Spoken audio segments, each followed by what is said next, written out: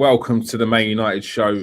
We are live and we've got a special guest in the house. It's not Nathan Ellington. No, he's no longer special anymore because he's just like a regular. He's here all the time. We're not bored of him, but he's not the guest of the day. Today, we are joined by Natalie from All For United WFC. It's a pleasure to have you today, Natalie. How you doing? Thank you for having me on. I really appreciate being invited on. I'm doing great. Can't wait to get started. Good. And I see it's semi-famous. I saw you in that BBC advert for the big game tomorrow, which we'll talk about as well today. Yeah, I love. When the Man United women started, I just got really into it, and I suppose I'm semi-famous now. I suppose in women's football, big massive super fan for it. But it's the badge, isn't it? I love the badge. I love Man United, so I'm going to support both. It's what they needed. Especially with Man United coming in a bit later than everyone else. They need fans like you to sort of give that same passion that the men's team has. So you're a credit to the team. Thank you. And of course, we've got to introduce the man himself, Nathan Ellington. How you doing, Nathan? I'm good, thanks. I think I've got to get some hearing aids in so I can amplify this sound. Nathan, don't let problems. this. I think it's to do with my iPad update. I think that's what it is. But other than that, I'm all good. I think I'll have to listen in again. I'll be all right. All right. Don't let this be the time when you find out that you are losing your hearing. I don't want this to be the moment. And we're joined by our regular guest so far. Please make sure you hit that like, and if you're new to the channel, hit that subscribe on KS1 TV YouTube. We've got Chrissy in the chat. We've got Miss Cavani and we've got Kate. It's nice to have you. I'm sure the rest will follow. All right, we've got plenty to discuss today. First on the agenda, Ole Gunnar Solskjær. The pressure's mounting. There's frustrations building, and there seems to start to be a little bit of division in the fan base. Not too much, but it's starting to build. Let's start with you, Natalie. What's your current feeling on Ole Gunnar Solskjær, the situation with the form and the squad that you have? The form that we're in and the squad that he's got, he should be doing better. I think he started off really well. Obviously, that Leeds game, you thought, here we go. And then Ronaldo came back. Oh, my God. And then he scored, on his debut. You're thinking, we're on. Obviously, the West Ham game, I thought, well, we were the better team. I think we deserved to win. I think there's a couple of penalties in there that we could have had before. But, I think the sort of, you can say luck or whatever, the momentum carried us through. And then obviously the Carling Cup happened, and you thought, I would have liked him to win that. I would think that would have kept him sort of on side, because that's what he needs. He needs a trophy, and I think that was the best sort of trophy to win. I mean, I think he can win other trophies, but that's sort of the easiest out of the four, you'd say. So I would have liked to have remained in that. It is what it is. But then, Villa just went back to sort of what we've seen before. No imagination, no creativity. And you're thinking, no creativity. You got Ronaldo, you got, Lingard's doing really well. Cavani, Martial. Cavani's coming back in, but, when he played in Villarreal, I thought Cavani was one of the best players. And then obviously he dropped Ronaldo for the Everton game. And we looked all right at the start of the Everton game. And then this thing, Everton grew into it because we didn't take, more chances to score and go more than 1-0 up. He's got bored of me talking, Nathan. Go on. No, he didn't take his chances. And then it's 1-1 and you're just thinking, oh, my God, we're going into the international break. We've not really slipped behind because obviously, Liverpool and City drew, but, Chelsea are powering ahead. We just don't, I heard Gary Neville say, we don't look like a team. We look like 11 great players, and we know we've got great players. We know you got a great squad even, but it doesn't look together as a team, And people say, what's the style of play? But I think he has got a style of play. It's counter-attacking, but you're Man United, you can't play counter-attacking against Villa, against everything. You have to sort of go for it. Teams are going to sit back and you've got to press onto them and score. you know, maybe counter-attacking versus a Barcelona, you know, a big team, or, you know, when you play Liverpool, you'll beat City, like playing that counter-attacking style. But, you know, I think that was always our problem. When a team comes with 2 banks of 4, we don't know what we're doing. And, you know, Villa really exposed us, and Villa deserved their 3 points. So, you know, it's frustrating. I know the divide is there, but I'm still like, I'll always support my manager. That's how I always sort of felt. Like, you don't just turn on a manager, and I think he's waited this long to get where he's got, to get the squad, and he just has to do it. Really, he has to perform it. He knows it more than me or you. You know what I mean? He knows that pressure's there. Man United. Exactly, and you're always, as a manager, as a player, you're always going to have that pressure because of the stature of the club. And you can't take away from the fact of what Ole Gunnar Solskjær has done so far, where he's brought the team back together. He's got that bond, that togetherness, and he's also, which I think that people massively dismiss, he's bringing in top players. He's bringing in the right players. I think what some of the things you were saying there kind of links in with what Nathan's saying with regards to there's no real style or structure. So Nathan, what's your current problem with what's going on at Man United at the moment? I think obviously we've got this the one part, which is the structure, which I was saying we need to have a way of playing which suits our team, the current crop of players we got. Secondly, I think he's got a problem with the amount of riches in talent he's got, that he basically needs to play. And you know, so many of us, we're gonna say he needs to play, but you can't fit them all in. And what he's doing is he's not choosing balance over players. He's currently choosing players over balance, and also, like I say, it's a mixture of a few things. But when you look at it, he has done really well from when he came. He has brought us this as far as this is very good job what he's done in those 2 to 3 years. And I'm at this point now where I'm thinking, right, this is your time where you have to show us that you can take us to the next level, because I'm unsure if he can go higher than where he's got us now. This is where you go, right, show us that you are up there with the Klopps, you are up there with the Pets. What can you do? This is your year. You can't sack him early, because then you'll never know whether he could have done what he's going to do. And it's only been a few weeks in the season to get these boys playing together. Yeah. And then he's had to deal with some injuries. But one of the things that I've got to say is you've got to play players in their proper positions. You just, please don't play Pogba on the left when Rashford is back. You know, don't put Sancho on the left and Rashford on the right when Sancho plays on the right and Rashford's on the left. They're kind of things we don't want to see going forward. And again, it's up to him to prove himself over the next few games, because these are the games where we're all scared. But really, these are the games where Man United supporters should really be going, you know what? We do better against these teams. They come at us. And especially with the players we got, Rashford coming back as well, we should be able to beat some of these teams. And this is the problem, like I was saying before, is if we don't, then we're struggling, because we're just losing to the teams that we should beat, and then losing to the other teams that on a day where we hoped we should beat them because of our style of play. Now we're losing to both sets of teams. Now we'll be really struggling. So your next run of games, you've got Leicester away from home, you've got Atalanta, you've got Liverpool, you've got Tottenham, Atalanta again, and then you've got Man City.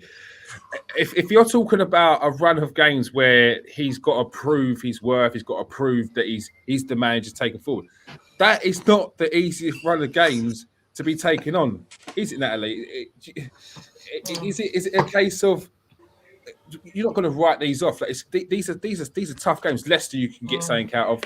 You need to get something out of the 2 European games because you dropped points previously, so there's no other option. What does he need to do going forward? Because it seems to be a bit of an issue, as Nathan said, with him picking the team that he's picking, the galaxy of riches.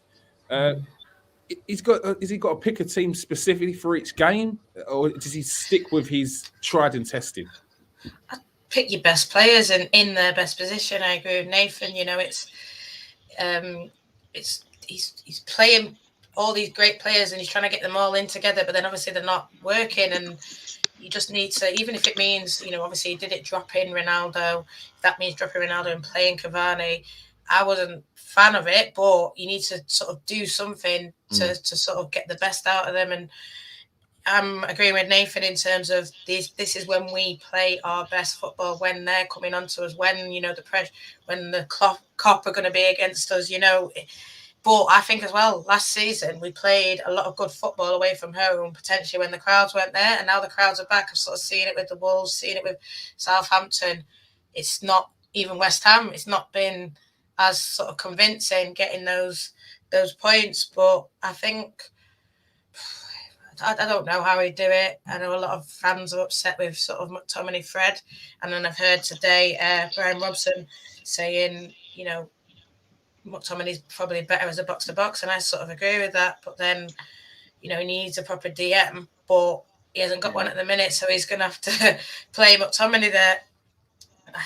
I don't know. I don't know what all the answers are, but I just think that this is the time to get it right, because I think coming into sort of like the January time, that's when, everyone's sort of going to look where you're at. And especially, like you said, about those 2 Atalanta games, if he doesn't get through the Champions League group stage, that's another massive pressure on him. And, then people will be calling for his head even more so, because they'll be saying you need to, how many times have been in Champions League, you're not getting through it, you've got to do it now. Ronaldo didn't come to play Europa League. He's, coming to win Champions League. Yeah, definitely. You're 100% right. That would seriously, if Man United were to lose against Atalanta, that would seriously put pressure on Solskjaer, no matter what the Glaziers say. Surely, Nathan. 100%. In this game, again, you're always under pressure, especially at United. Everyone said it before, and I'll say the same. He is under pressure, but that's every game. Remember, when we first won that first game of the season, everyone's buzzing, everyone's, going off their head. Even then you lose a game. Straight away, you lose a game. And then it's like, he's got to go. So I know you can't be one way then the other way week to week. You've got to look at it for what it is. And what it is what we're seeing with our eyes. I'm seeing with my eyes much better football in terms of going, like in terms of wanting to kind of, I won't even say much better football. It's, he wants them to really go high tempo. I saw that the last 2 games. That's been an improvement. But the style, the structure is not there. That's what he needs to bring into this team. And I've heard out there that he is bringing in some coaches. So I don't know if that's true, but that's what I heard listening to a few other people. I really hope that is true, because that's exactly what we need, and I think Solskjaer needs. I think if he can't do it, bring someone else that can, and make it a team that can go forward and make this happen. Because I really want to see him succeed. He's done a great job so far. And man, we just want to see him stay in and us win and play good football. If we were to lose a game against Villa, battering them, and they scored, no one would worry. But we're playing bad, and they were better than us. Yeah, they were better team than us. So it's about how you lose as well. So if we go into Atalanta game and lose that as well, and then we're struggling to get out of a group stage where we should comfortably get out, then everyone's going to be looking at him going, listen, these are things unheard of. Like, you don't see the Man Cities of this world getting easier groups and getting knocked out in this stage. So you can't allow that to happen. They're like cardinal sins for a manager at Man United with a squad that you've got. So yeah, it will be heaped on him. But like I say, just hope he does well over this period. And he done it last year when the back was against the wall. He came out, Everton game, bang! You saw he was angry in the interview after the game. We want to see that again. We need to see that again, and then we can calm everyone down and say, listen, us boys will pick up points while we're learning to play together. Then we'll start playing well later down the line. And that's what one of these supporters said. He said, listen, last year that happened, and what happened? We went on a streak of how many wins after getting such a bad start? It can be done again. So it's not the end of the world yet. I'm not calling for his head. I'm just saying, what I see. Yeah, and obviously it's a bit worrying, but I am optimistic. Yeah, look, of course it's going to be worrying. We saw what the start was like, the fanfare, the hype, the buzz around Man United when Cristiano Ronaldo was back doing his celebration, and it's bound to be a point where it feels like it's a bit of a come down from that. However, it's as you said, it's the manner in which it's happening. The defeat against West Ham in the cup. Natalie said it would have been nice to win that. And he's a manager that needs to start winning something. Because that's always questioned. And even if it's not from the fans, we know how the media love to heap on a load of pressure on a manager and talk about they need to win this, they need to be, I feel sorry for the fans, all that rubbish. So it is getting to that point in time. Natalie, Nathan mentioned about bringing in coaches, and it was something that Alex Ferguson did on when he felt it needed freshening up. Do you feel this is really where the avenue that Ole Gunnar Solskjær needs to go? Yeah, I definitely think so, because I think, he's even said he might not be the best tactically and he relies on other people, that kind of sense. Because with Ole, I feel like he's a better manager in a way. Like, he's able to attract these players, bring them in. I think we saw before, like, there was a lot of unrest, while Jose was there. And, I think he's made players happier, make players playing better, under him. It's the best Pogba I've seen under him, best Luke Shaw I've seen under him. Yeah. So he's a great manager, but like you say, when it's tactics and, playing against a low block and stuff like that, that's where, you need the guys who are best at it, and, delegation. You need people to come in. I mean, they've talked today about signing a data fitness analysis. I don't know all these roles nowadays, but, they're signing someone like that, and their aim is to get the best out of each player or something, looking at the stats. And good, if that's what it takes, put the money in, get the coaches in. I think we're seeing with Man United over the years with the Glazers, they've not really done that. They've sort of said to a manager, you do it, you do it. No, it needs a club, a team effort, like what Nathan says. And it's just, I suppose, on a director of football as well, highlighting good people, bringing in the best coaches. If that's what sort of your manager needs, I need coaches that know how to do this. The guy who's come in, Eric Ramsey, he's apparently one of the best set piece coaches. Yeah. Uh-huh. And we've done all right, at set pieces so he's far. Like to score more. Yeah, we look better. Yeah, but he has looked better, and obviously it'll take that guy time. Mm-hmm. But like you said, there isn't time. It's Man United. You need to win. You got that squad. And if like what Nathan says, it's not about sat now, Ollie in, Ollie out. I'm not one of these ones that, like I said, are on that kind of bandwagon. Yeah, it's about just saying what you see. At the minute, it's not great. Yes, he can turn it around. We've seen before he's turned it around. But, I think this is sort of, I don't want to say like do or die, but it's like a now or never season. He's got to do it now, because I think the last few seasons you can say, oh, he didn't have this, he didn't have that. But with the squad that we've got, he's even said it, you're going to expect to win. And, like so I say, the Carling Cup would have been great, would have been that springboard for me. Obviously, we're out, but, getting through the group stages, that's a tick. We've never done that. That will be a big boost, in my opinion. And people might say, oh, United have fallen. But no, you need to look at where we are. We haven't won a league for ages. We haven't won a Champions League for ages. So obviously we've fallen. So let's just build up the blocks slowly. And, like I said, getting out the group stage and then maybe even getting a FA Cup, build it up slowly, because I think he can do it. I want him to succeed. I remember, 99, he's given me the greatest memories as a United fan. So, of course, I want him to succeed, but I think he's got to succeed this season. I've got to see more from him. Yeah, I think you're just being realistic. As you said, you're calling it as you see it. You don't want Ole Gunnar Solskjær to get the sack. As you said, he's a legend for the club. So many good memories. But it's knowing yourself that if the results do not go well and you do get kicked out of the cup, or he's going to get the sack because of the high standards that Man United expect. So it's not a case of this is what I want. It's just something. It's the inevitable. If Man United don't turn these results around, he will get the sack. That's not what you want. So going forward, I would like them to, besides win, do this. Nathan, so just going off of what Natalie said about the data analysis, with all these coaches coming in, if they were to come in and turn it around, as a player, how would you see that? Would you see that as like a good thing for the club, seeing a new manager come in? Would there potentially be people thinking, Why was that not done a long time ago? Is this guy better than what the boss is actually doing? How would you see it as a player? Look, it all depends on what happens on the pitch, isn't it? So you'll see a guy come in, you'll go, okay, who's this guy? Great. Right. And then if you've seen what he's done in the past, you probably have a history. So you're going to have a look, and then that will determine whether you take him seriously or not at first.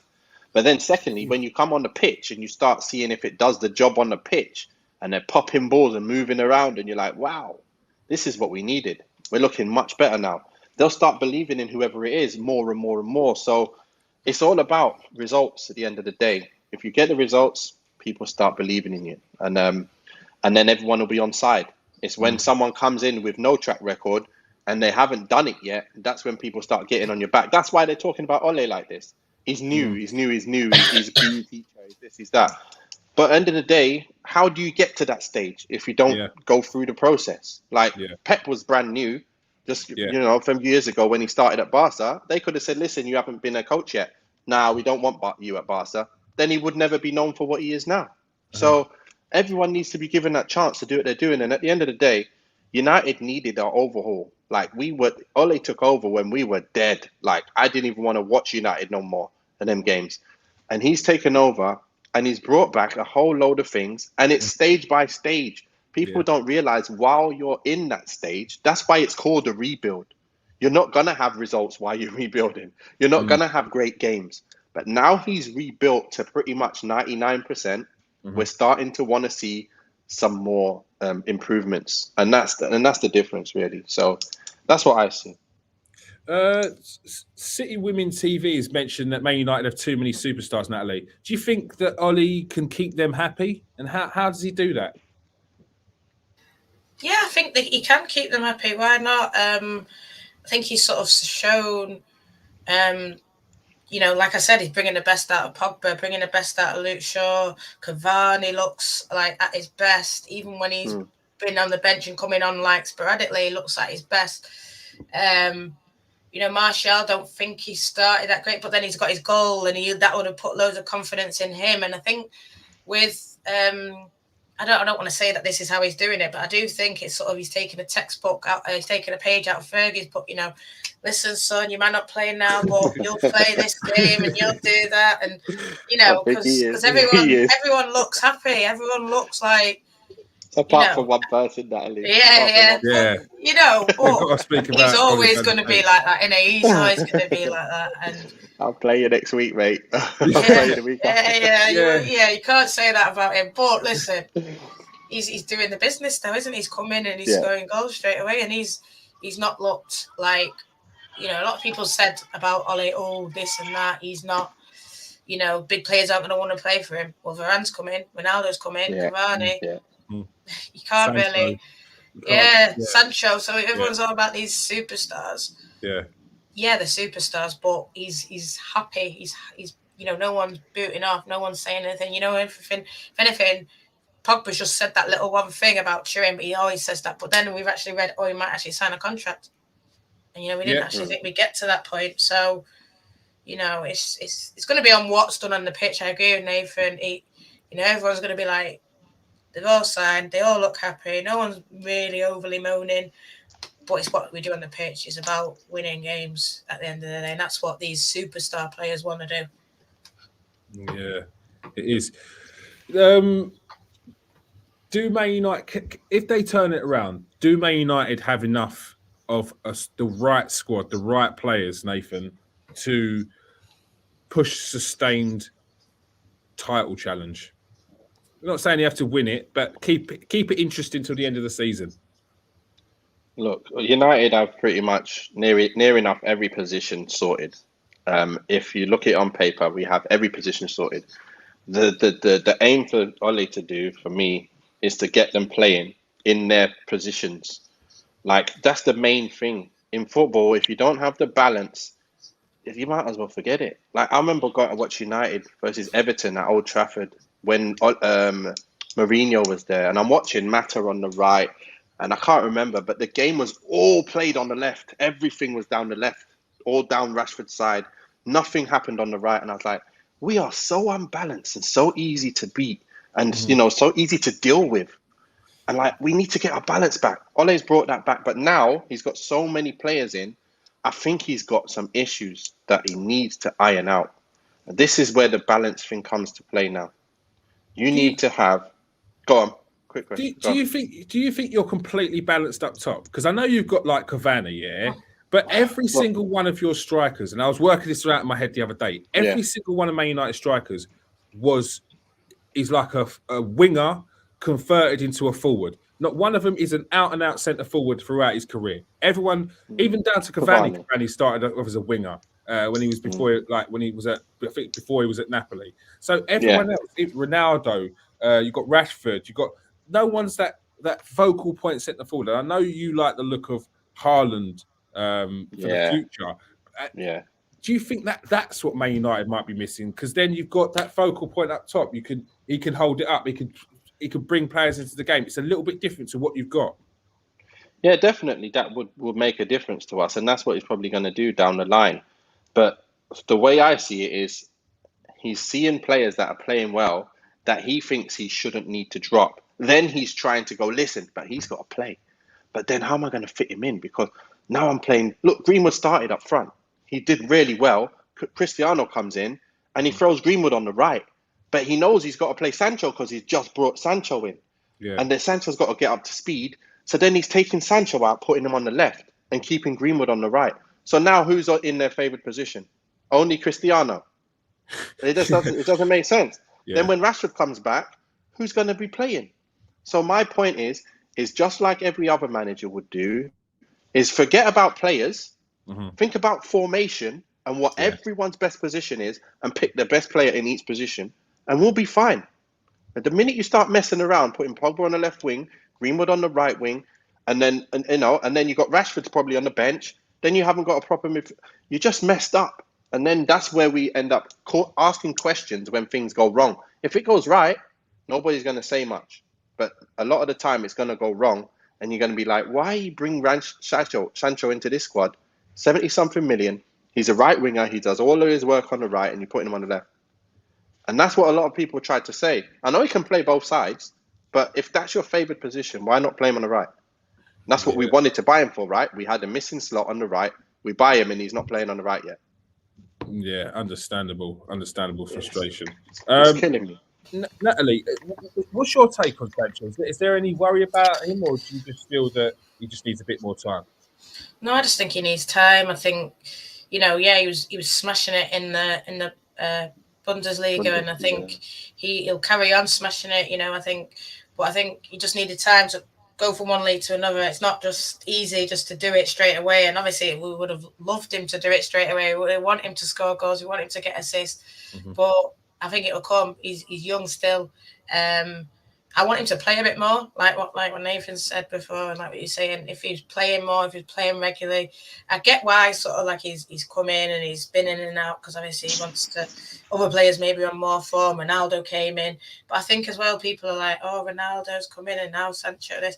I don't see it as that. I see it as, it's sort of, if he had started like this and there was no Ronaldo, then maybe there would have been even more pressure on Sancho. You know what I mean? 100%. Whereas it's taken that pressure off Sancho, allowed him to come in, adapt a bit. And I think probably we'll see the best of Sancho after Christmas or around that Christmas period, when he's properly used to the way we play, the way he can fit in, where he can fit in. Maybe when Rashford comes back, something like that.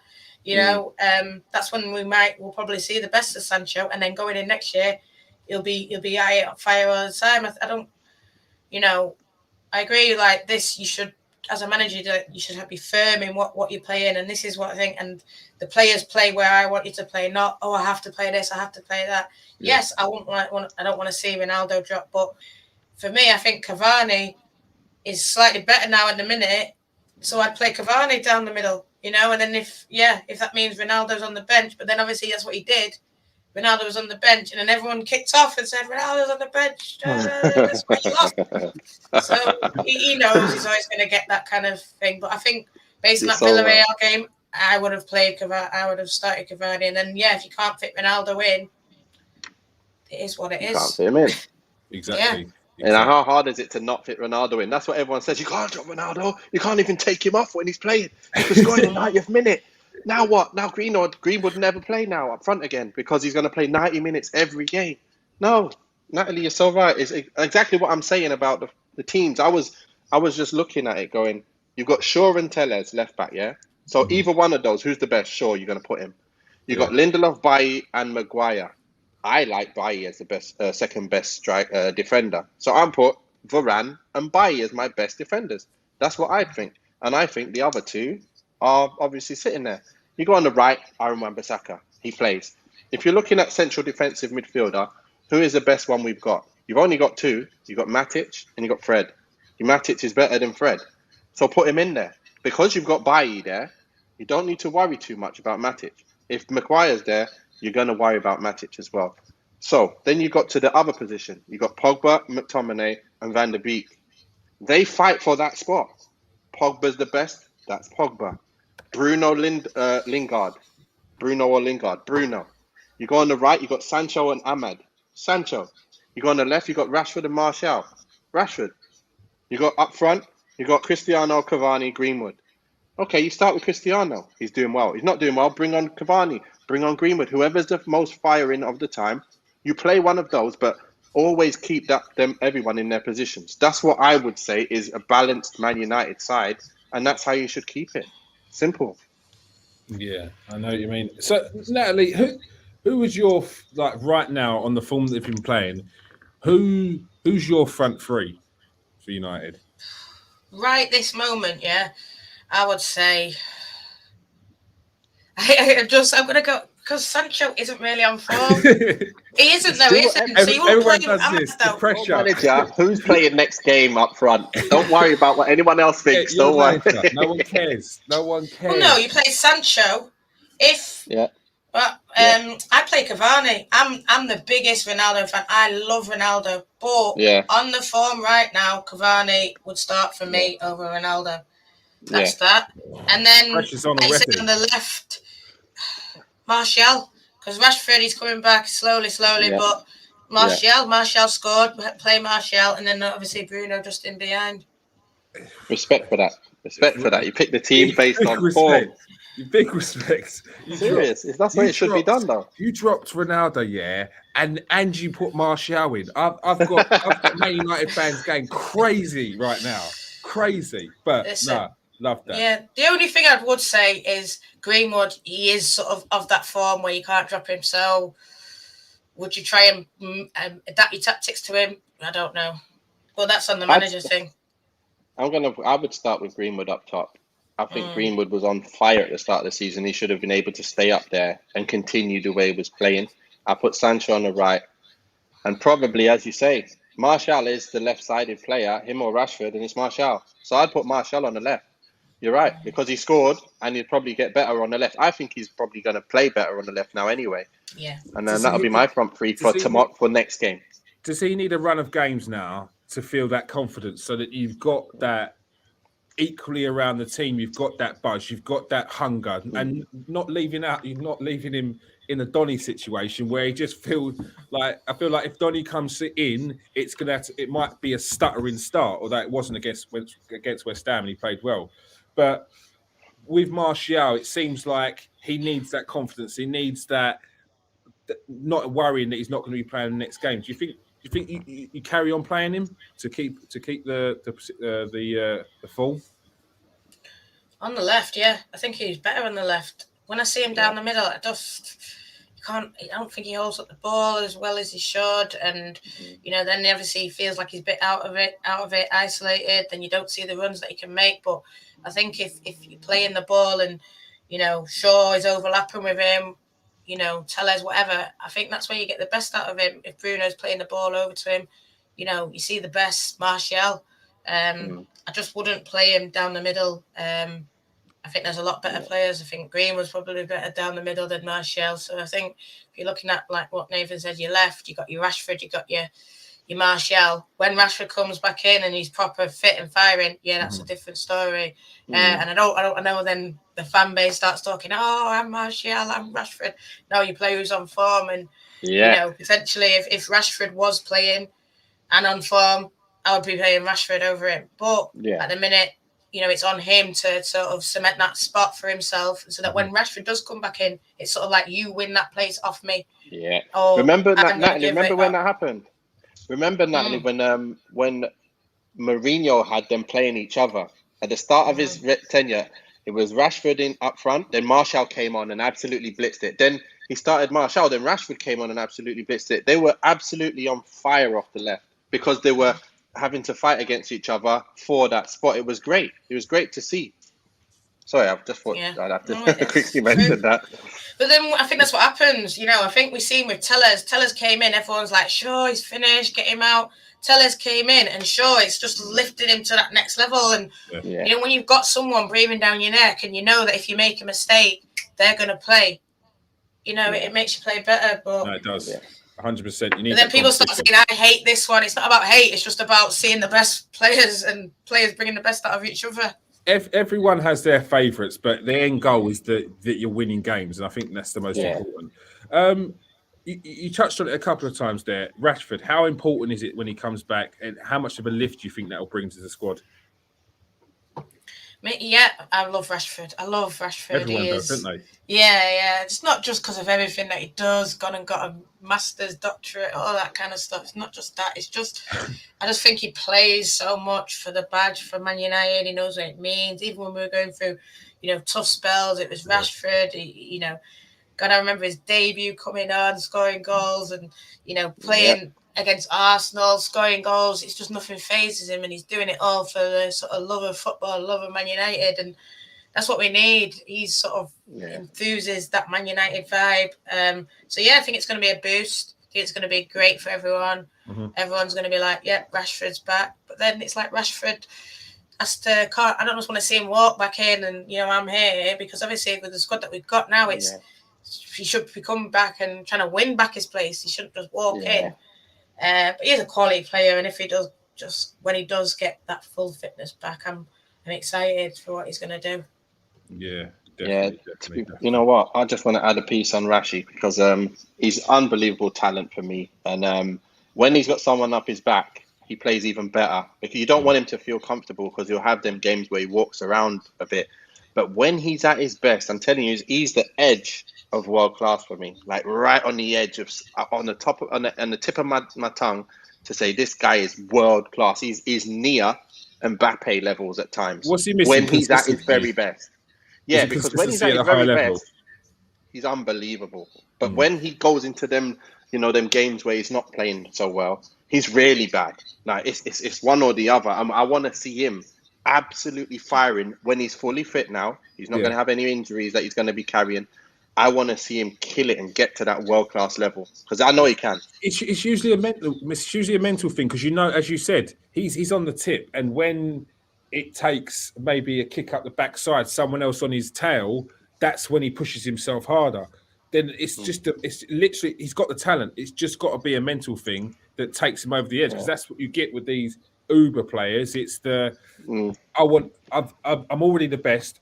What's pushing me to be the best, to be better, consistency? What's pushing me to go on further? Yeah, it's the mentality thing, surely. Yeah, you know what will help him is if we had a structure when he's not scoring these goals out of nothing, he's going to score goals from the structural play. Yeah. This is the difference between these teams. When they're not playing well, their structure gets them wins and goals and stuff. But for us, we're all about moments. We got players all over the pitch who score goals out of nothing, out of one piece of brilliance, and we don't want to be scoring goals out of just brilliance. Rashford's learned the art of scoring goals of brilliance. Like that's what he does pretty much all the time.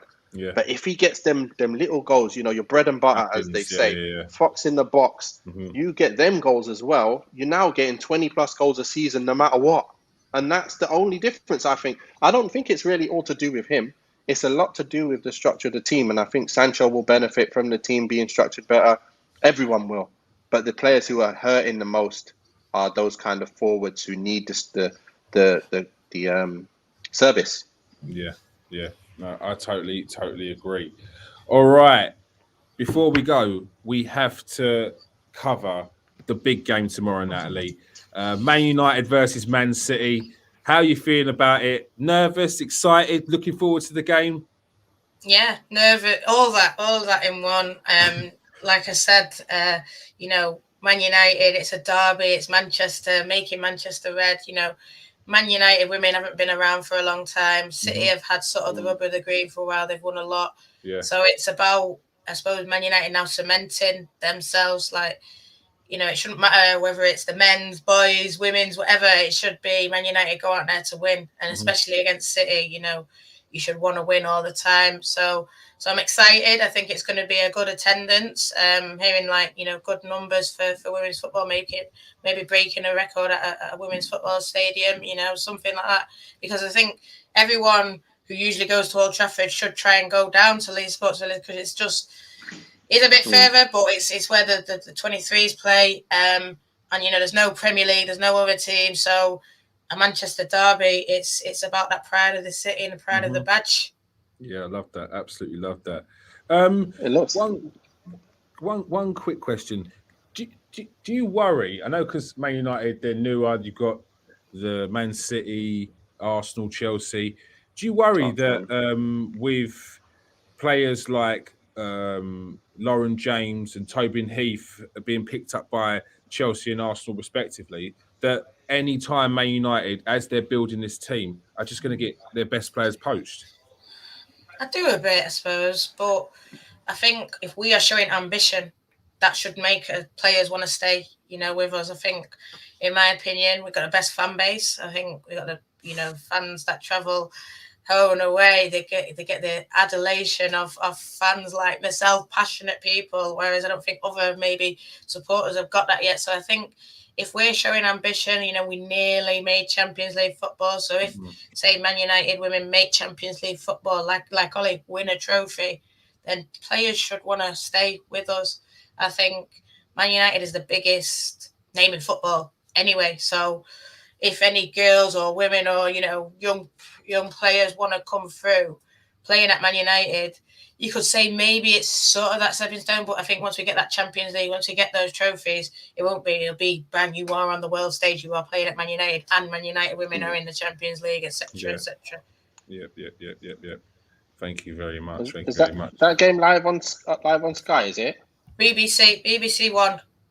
BBC One. So make sure no excuses. You're watching tomorrow, people. It's free. Yeah. If you pay your TV license, if you have a TV in your house, there's no excuse for not watching. If you're going to be watching KS1 TV, you better be watching that game tomorrow. I'll tell you that now. Natalie, thank you very much for coming on tonight. So much. I genuinely mean this. I would love you to come on to this show anytime you want. I think you'd be brilliant. Thank you. No, I really appreciate it. It's been good. It's been good. All right. And people, if you are new to the show, if you've enjoyed it, hit that subscribe button, hit that like. If you haven't enjoyed it, hit that like button and hit that subscribe. I don't really care. All right. All right. We've got some new names in here. Chris C, thank you for joining us. Gaz, I've not seen you before. Thank you for joining us. MUFC Talk 7, thank you for joining us. And the regulars, Kate. Yes, Anthony, thank you very much. Sir Matthew Bisbee, I've not seen you before. Wow. New names, loving it. King Eric, thank you for joining us. Paul, of course, here every single show. Legend himself. Hopefully I haven't missed anyone. Miss Cavani, how can I miss you? City Women TV, thank you for joining us. And that's it. If I've missed anyone, I sincerely apologise. Thank you for joining us, Nathan. Thanks a lot. All right. As I said, hit that subscribe. Go and give Natalie's page a follow on Twitter. Peace out, people. Stay safe and wash your hands.